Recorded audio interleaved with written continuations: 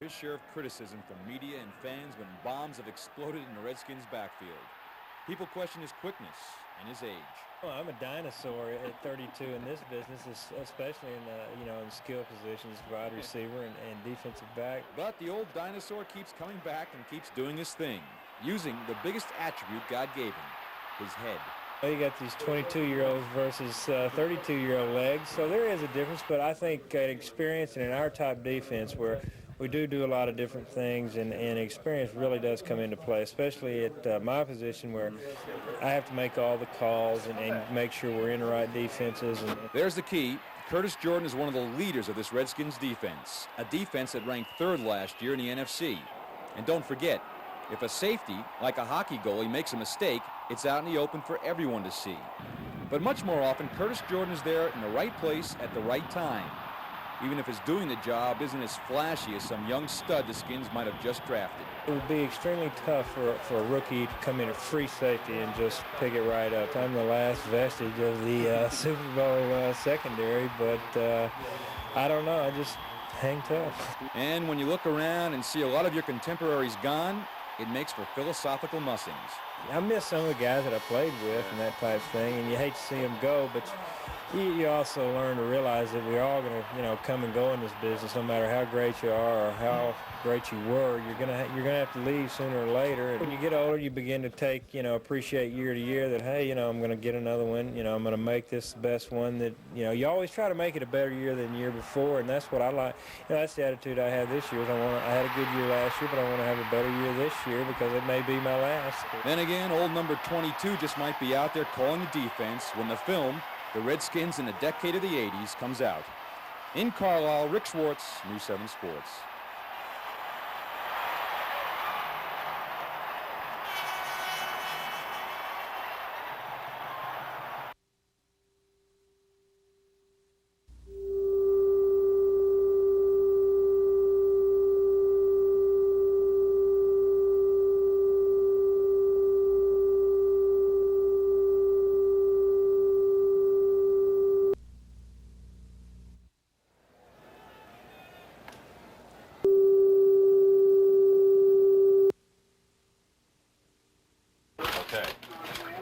Chum. Looks good to me. How come you got the little bag and I got the big one? That's the way it should be. You got it. It was our day to fish aboard the O.C. Lady, owned by Cliff Clevenger, with Rod Albright and cameraman Donnie Shaneman on board, with Rick still back at the marina, looking for fishing tips in a magazine. Edward. Yeah. Hey, I'm really impressed. I didn't know you wrote an article about sharking. Pretty good, huh? Now as we need some good weather and we can really go sharking. There you go. There's a picture one anyway.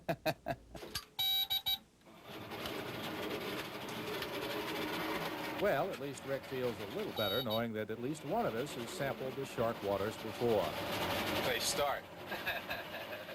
So off in our 24-foot Grady White we went. Will we spot any sharks yet? Oh, we're still in the... Never mind. Shark. Armed with Loran and radar, we joined the Sea Witch, a 22-footer, on our jaunts out of the inlet. Steering 120 degrees, we managed only 15 knots against rather heavy seas, diminished to you, the viewer, because of Donnie's steady hand and the use of a wide-angle lens. Having fun yet? Oh, that's a great time. Hey, I wish we were on a 100-foot Benetti, though, You multiply the size of the waves by about 2.5, and you'll have an idea of what Rick was going through. Okay, kids. That's one in. While admittedly not an old hand at sea, I have been sailing and boating many times, but I have never experienced what I am feeling now. Talk about being green around the gills. I was trying manfully not to show what surfing with a 24-foot boat was doing to me. But finally, the rocking and rolling was just too much. Yes, I felt better. But you know what's funny? Actually sight your first living shark, and even the thoughts of seasickness are gone. Ed was in the chair trying to set the hook. We were told to watch the balloon on the end of the line. If it went under the water, we had a strike. Come on, baby. You got him. You got him. We'll get you to sit in this chair in a minute as soon as I'm sure what's going on. Is he still on, Ed? He's still on. The hook firmly implanted, it was now my turn to try and reel in whatever was out there. My first thought was, Already, I had lost it. I don't feel any tension at all now.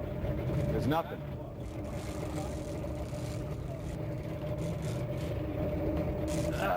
There he goes. I can feel it now. Suckers.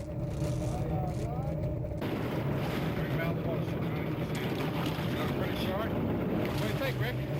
I think we ought to try to get him in. I always wanted a hammerhead shark. Would bring him up? All right, do what you got to do. I'm going to get the gap.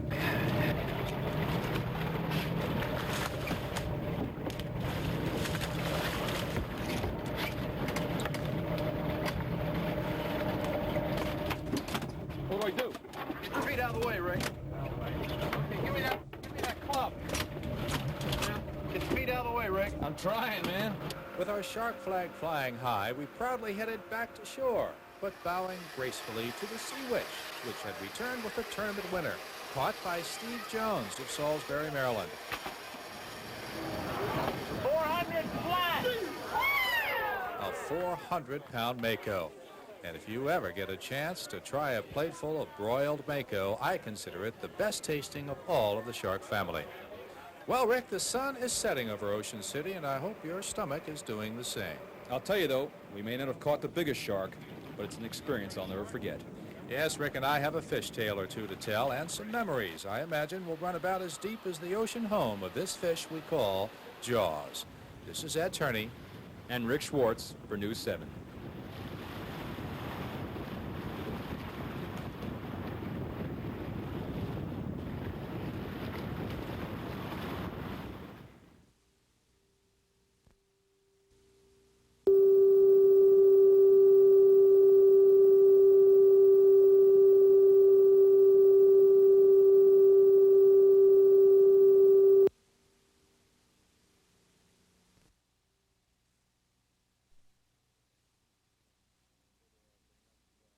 For the next 11 months.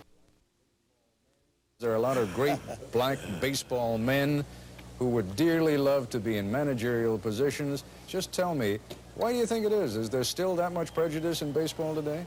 No, I don't believe it's prejudice. I truly believe that they may not have some of the necessities to be, let's say, a field manager or perhaps a general manager.